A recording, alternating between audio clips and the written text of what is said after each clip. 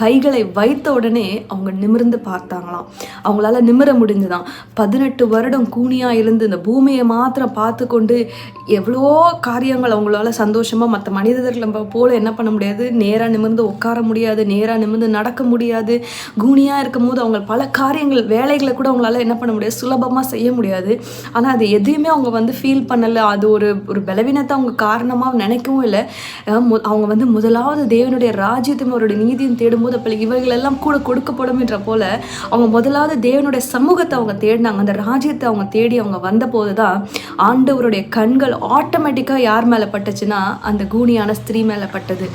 அந்த கூனியான ஸ்திரீ எனக்கு சுகம் வேணும்னு சொல்லி அங்கே போய் நிற்கவும் இல்லை. அவங்க எப்பயும் போல ஜெபிச்சு கொண்டு இருந்தாங்க. அப்போ ஆண்டவர் எந்த ஒரு பிரதிபலனையும் எதிர்பார்க்காம அவ என்னை நேசிக்கிறாளே, என்னை தேடுறாளேன்னு சொல்லும் போது தான் ஆண்டவராக இயேசு கிறிஸ்துவுடைய கண்கள் அந்த பலவீனப்பட்ட அந்த கூனியான ஸ்திரீ மேலே பட்டது மாத்திரம் இல்லை, ஆண்டவர் அவளை அழைத்தார்.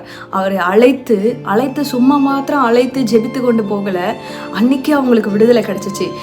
18 வருடம் பலவீனப்படுத்தி கொண்டு இருந்த ஆவி அவங்கள விட்டு போனது. அவங்க நிமிர்ந்து நிற்க வண்ணமாய் அவர் அவங்க மேலே கையை வைத்த உடனே அவங்க நிமிர்ந்து தேவனை மகிமைப்படுத்தினாங்க. ஆமேன். நம்மளுடைய வாழ்க்கையில் இன்னைக்கு இந்த பலவீனம் சரீர பிரகாரமாக இன்னைக்கு அந்த ஸ்திரீக்கு அப்போ அந்த பலவீனம் இருந்திருக்கும். இன்னைக்கு நம்மளுக்கு எத்தனையோ விதத்தில் நம்ம ஒரு கூனியை போல நம்ம காணப்படுவோம். எத்தனையோ அவமானங்களை பட்டிருப்போம். தலை நிமிர்ந்து வாழ முடியாத அளவுக்கு கூனி குறுகி நம்ம போயிருப்போம். இந்த பூமியை பார்த்து கொண்டு இருக்கிற ஒரு மரியாதை இழந்து நம்ம எத்தனையோ காரியத்தில் யார் முன்னாடி வெட்கப்படக்கூடாதுன்னு நினைத்தோமோ அவங்க முன்னாடி நம்ம வெட்கப்பட்டு வாழ்கிற ஒரு வாழ்க்கையை நம்ம வாழ்ந்திருப்போம். நம்ம நிமிர்ந்தே பார்க்க முடியாத அளவுக்கு நம்ம ஒரு பூமியை பார்த்து குறுகி போகிற ஒரு வாழ்க்கையை நம்ம வாழ்ந்துட்டு இருப்போம். ஆனால் ஆண்டவரை விட்டு நம்ம விலகாம எப்போ இந்த ஸ்திரீயை போல நம்ம ஆண்டவரை உறுதியாக பற்றி கொண்டு ஆண்டவருடைய சமூகத்தை அனுதினமும் நம்ம தேடுகிற அவருக்கு பிரியமுள்ள ஒரு சந்ததியாக நம்ம மாறும்போது தான் ஆண்டவருடைய கண்கள் நம்ம மேலே படும். ஆண்டவர் எப்படி அந்த ஸ்திரீயை அழைத்தாரோ அதே போல ஆண்டவர் நம்மளையும் கண்டு நம்மளை அழைக்கிற தேவனாய் இருக்கிறார். அழைத்தது மாத்திரம் இல்லை, நம்மளுக்கு இந்த நம்ம கூனி குறுகி போன இந்த பலவீனப்படுத்துகிற இந்த பலவீனத்திலிருந்து ஆண்டவர் அன்றைக்கே நம்மளுக்கு விடுதலை கொடுக்கிற தேவனாய் இருக்கிறார்.